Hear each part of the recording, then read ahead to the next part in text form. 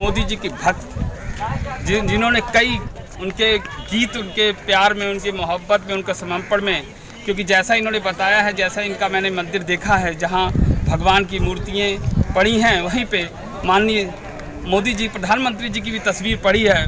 तो मैंने पूछा ये क्या है, कहते हमारे आराध्य हैं, हम इनके आराध्य हैं, ये हमारे आराध्य हैं। मैं इनकी आराध्य की तरह पूजा करती हूँ, इनका सिमरन करती हूँ और इनके लिए शक्ति प्रदान करने के लिए जप तप करती हूँ कि इनको शक्ति मिले, सामर्थ्य मिले, जिससे देश विश्व की एक नंबर 1 पे बन के आए। तो मैं सीधा ऐसे चलता हूँ कि ऐसे ही मोदी जी के प्रति इनका ऐसी आस्था कैसे जागी और इन्होंने क्या देखा जो इतना बड़ा मूवमेंट इन्होंने चलाया है, जहां भजन गीत उनके प्रति लिख दिए हैं और उनको मंदिर में स्थापित कर दिया है। कैलेंडर बना के, कैलेंडर में फ़ोटो रखी हुई है और उनका सिमरन, उनको ध्यान, उनका जप करती हैं, हवन करती हैं और गंगा जल से छींटे देती हैं कि इनको माँ सामर्थ्य दे, शक्ति दे, जिससे वो देश को एक खुशहाल बना सके। ये अनुराधा सिंह हैं, हम इन्हीं के पास चलते कि ऐसे इन्हें क्या दिखा। हाँ जी, अनुराधा जी बताइए कि जो प्रधानमंत्री के प्रति आपने मंदिर में तस्वीर रखी, जहाँ गणेश, सरस्वती और लक्ष्मी की फ़ोटो है, वहीं माननीय प्रधानमंत्री जी की भी है, तो ऐसा क्या है? पहले तो हम अपने माननीय प्रधानमंत्री जी मोदी जी को नमस्ते करते हैं और उनका अभिवादन करते हैं। सर, हमारे प्रधानमंत्री प्रेरणा के केंद्र बिंदु हैं। जब जब हमारे प्रधानमंत्री कोई भी कार्य करते हैं या जीतते हैं चुनाव या कोई भी अच्छा कार्य में सफलता प्राप्त करते हैं, वो अपने माँ के चरण स्पर्श करने जाते हैं, जिसको हम टीवी पे देखते हैं। सर, ये हमारे आने वाले युवा पीढ़ियों के लिए प्रेरणा का केंद्र बिंदु है। ऐसा हमारे बहुत से भाई बहनों ने उनसे बहुत प्रेरणा ली है। हम चाहते हैं उनकी माँ बहुत दिनों तक जिए, ऐसी हमारी परमेश्वर से प्रार्थना है। सर, मोदी जी हमारे लिए, हम मोदी जी को नहीं जानते थे। 2012 में उनकी विशाल रैली निकली, जब हम प्रतापगढ़ जा रहे थे उनको देखा हमने, बहुत सारे बंदे थे सर वहाँ पे। हमने देखा मोदी मोदी का नारा लगा रहे थे उस दिन। हमें क्या पता ये बंदा अगर प्रधानमंत्री बन जाएगा तो इतना इसके अंदर ताकत होगी, मुझे नहीं पता था ये बंदे में इतना दम है।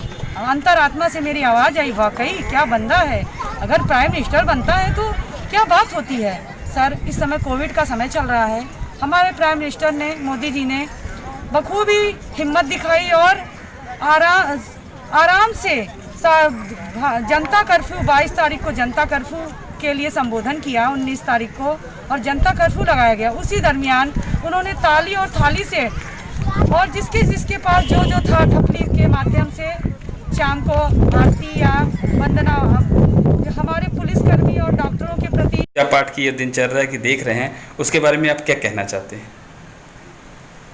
ये मतलब इनकी भक्त हैं बहुत बड़ी, और इसी इनका जो आइडियल है वो इनके मोदी जी हैं। और इन्होंने का कहना है कि मैं इस दुनिया से, मतलब कि इस भारतवर्ष से भ्रष्टाचार के खिलाफ हर वो नेगेटिविटी पावर्स को हटाना चाहती हूँ जो हमारे देश को अंदर ही अंदर खोखला बना रही हैं। और इन्होंने एक शक्ति, ऐसी पावर कह सकते हैं, एक आत्मविश्वास पैदा हुआ अपने ऊपर कि मैं ये काम कर सकती हूँ, तभी से इन्होंने मोदी जी को अपना आइडियल बनाया और उनकी भक्त बन करके प्रचार प्रसार में लगे। आप अनुराधा जी की माता जी हैं, ये बताइए, जब आपने अपने मंदिर में देखा कि जहाँ पे देवी देवताओं की मूर्तियाँ रखी हैं, वहीं पे जब मोदी जी की अचानक मूर्ति आपकी बेटी ने रख दी, तो आपको कैसा प्रतीत हुआ और आपने विरोध किया या समर्थन किया? क्या भाव आपके अंदर आया? नहीं, मैंने विरोध नहीं किया। अब कोई भी बड़ा अधिकारी हो या बड़ा काम करने वाला, राम जैसा कोई काम कर रहा है, देश का प्रधानमंत्री है, तो एक राजा है देश का, तो राजा अच्छा कर्म कर रहा है तो उसकी पूजा करना, पूजा तो केवल कर्म की होती है और कर्म वाले व्यक्ति की ही पूजा करनी चाहिए। तो पूजा अपने किसी भी, अगर ना बेटा भी अगर राम की तरह है उसको भी पूजा करना चाहिए। श्रद्धा ने किया, सबने किया, पूरे देशवासियों ने किया, भारतवर्ष ने किया, इसमें कोई वो नहीं है। फर्क ये है कि जो लोग विरोध करते हैं उस पर वो तो लगता है कि लोग चलने नहीं देते। मैं बहुत पहले ऐसा बहुत सा काम करके देखी नहीं। लोग, ये जो समाज के लोग हैं, ये बहुत वो आगे बढ़ने वालों को पैर खींचते हैं, बुराइयाँ करते हैं, और कुछ करने के लिए तो कुछ तो आदमी कारनामे करना पड़ता है, कुछ स्ट्रांगनेस दिखानी पड़ती है, कुछ उनके प्रति जागरूकता दिखाना पड़ता है, अब खुद करके दिखाना पड़ता है।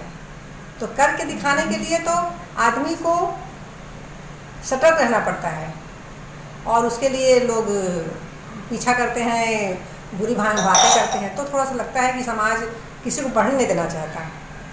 तो ये मोदी जी के प्रति इनका आकर्षण कब से हुआ और कब से ये मूर्ति स्थापित हुई है? ये तो लॉकडाउन के समय से हुआ है।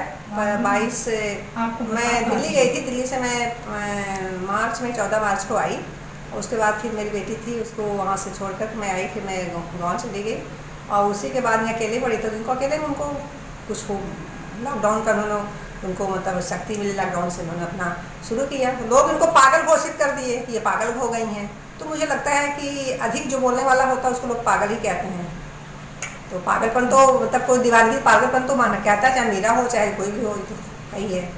लेकिन दीवानगी इनकी कहाँ तक कामयाबी हासिल करेगी, इनको कहाँ किस मंजिल तक ले जाएगी।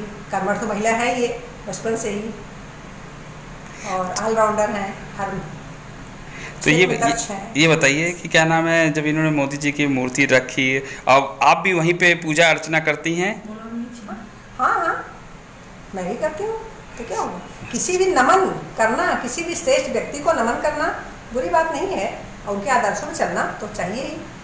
आदर्शों पर हम चलें, साथ में दूसरों को भी चलाएं। ये इनके अनुराधा जी के बेटे, इकलौते बेटे हैं, पुत्र हैं। इनसे भी पूछते हैं कि मम्मी के कार्य